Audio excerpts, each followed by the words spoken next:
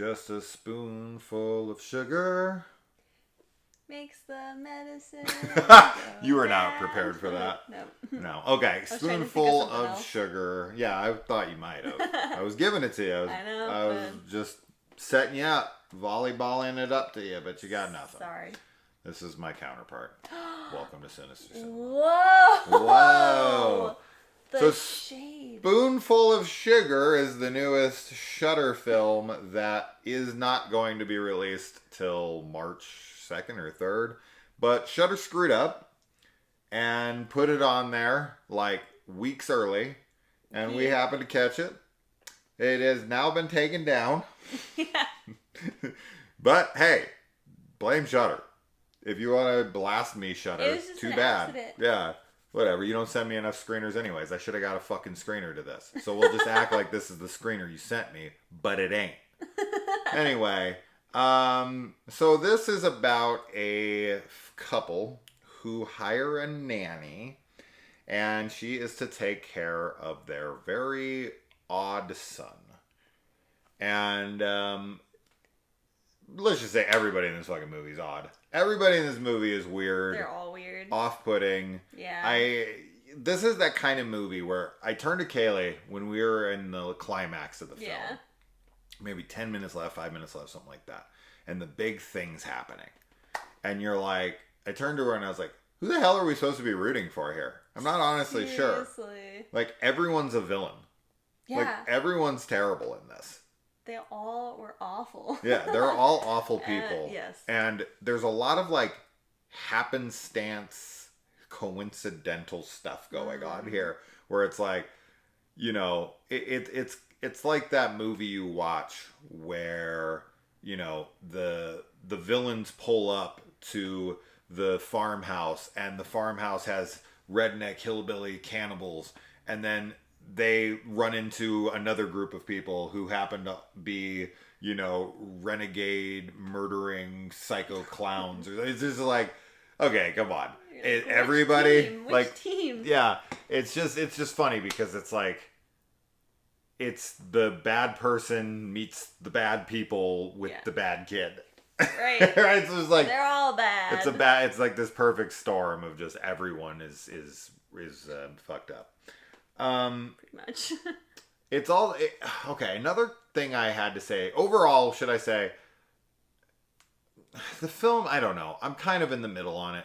I'm kind of middle of the road on it. I'm not really sure how I feel about it. I'm just kind of say I'm fine, like I'm blah on it. I'm kind of like, it was fine. Mm-hmm.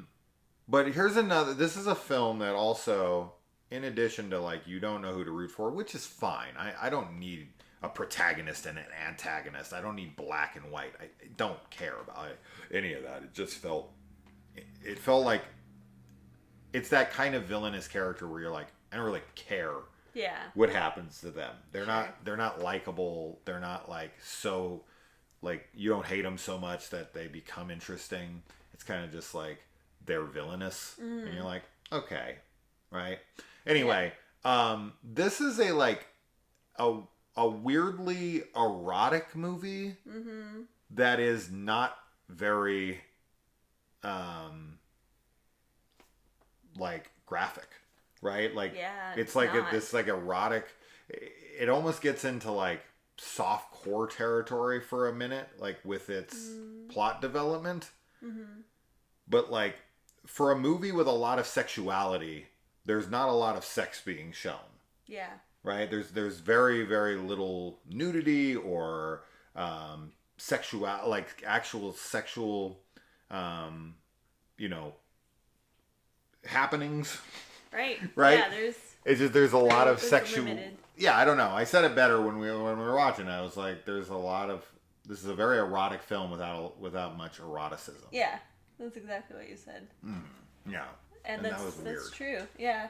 It is odd. It's like, if you're going to go erotic, commit to it. Go erotic. I liked the movie. I don't know. I maybe am a little higher than you on it. Maybe. I think that there's some really cool visual stuff that happens in it there's like some just the distortion type things that go on that I am a fan of, and I liked the effects there.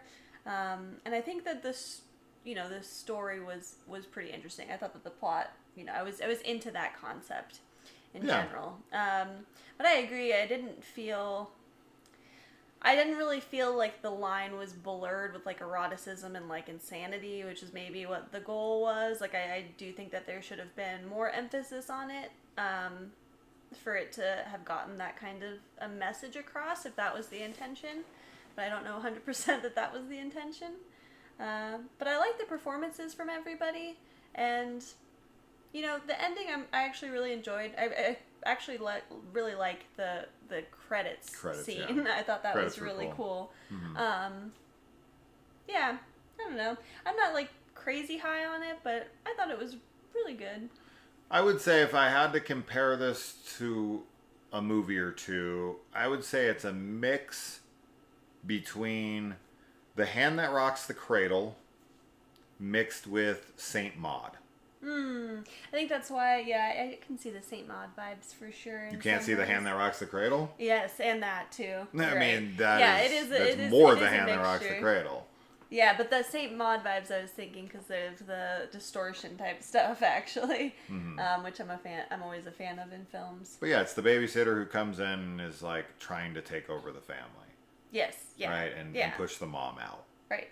Right. That's as Hand Rocks the Cradle as it gets. Yes, absolutely. You're right. Right. So anyway, but yeah, I mean, I liked it.